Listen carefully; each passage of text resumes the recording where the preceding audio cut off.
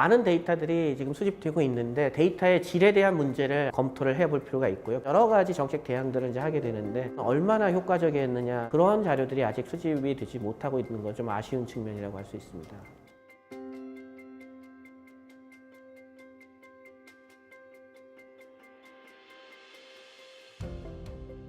저희 서울대학교 안에 외국인 공무원들을 교육하는 그 과정이 있습니다. 코이카에서 이제 장기 석사 프로그램이라는 것을 운영하는데 그것을 제가 이제 해보면서 아시아 국가에 대한 관심들이 많이 갖게 되었고, 아시아뿐만 아니라 많은 개발도상국에 사실은 관심을 갖게 되었고요. 데이터를 수집하고 분석하는 방식은 저희가 지향하는 것은 공동 작업입니다. 학생들과 저희는 구글 닥스나 뭐 이런 오픈 플랫폼 안에서 같이 작업을 합니다.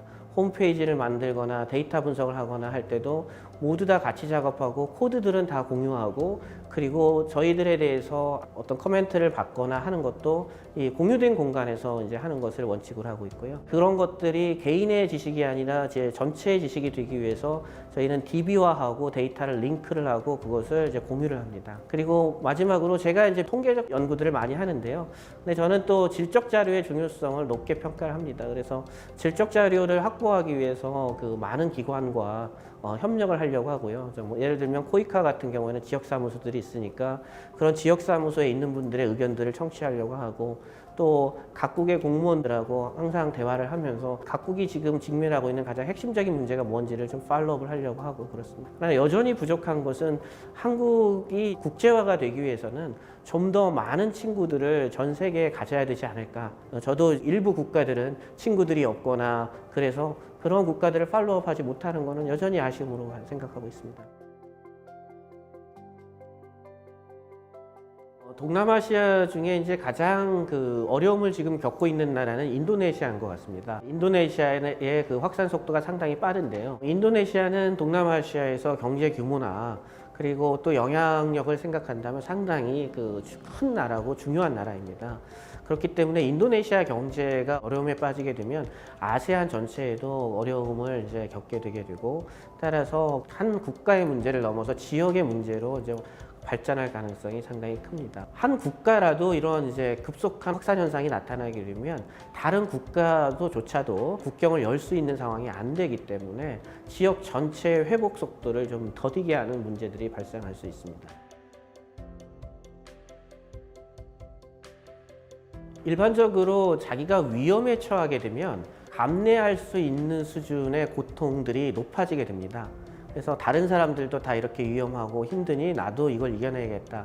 그런데 위기가 점점 약화되기 시작하는 순간에 사람들의 욕구들이 분출이 되게 되고, 그것은 결국 사회적 갈등을 이제 초래할 수밖에 없게 됩니다. 특히 위기가 이제 극복된다라고 하는 것이 우리가 생각하는 완벽한 수준의 위기 극복은 거의 어렵습니다.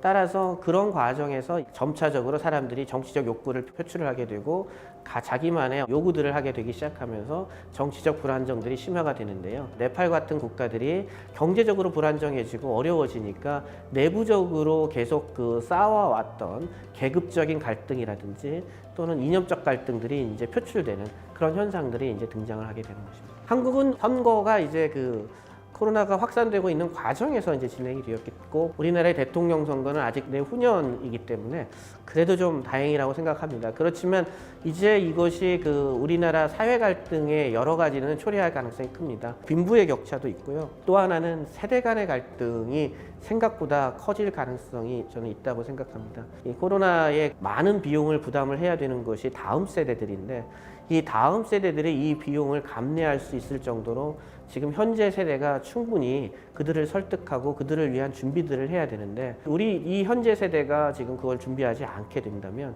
다음 세대들은 그 자기들이 부담해야 될 비용에 대해서 불만들을 정치적으로 표출할 수밖에 없지 않을까 생각이 듭니다.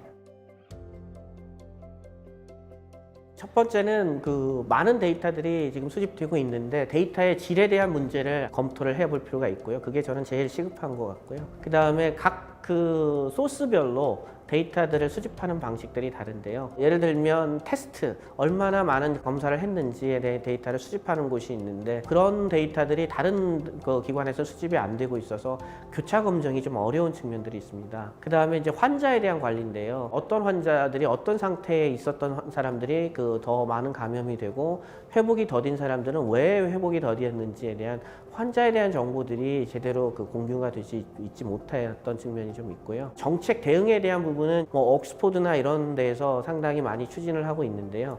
이 정책의 효과에 대한 데이터들이 나타나지고 있지 않습니다.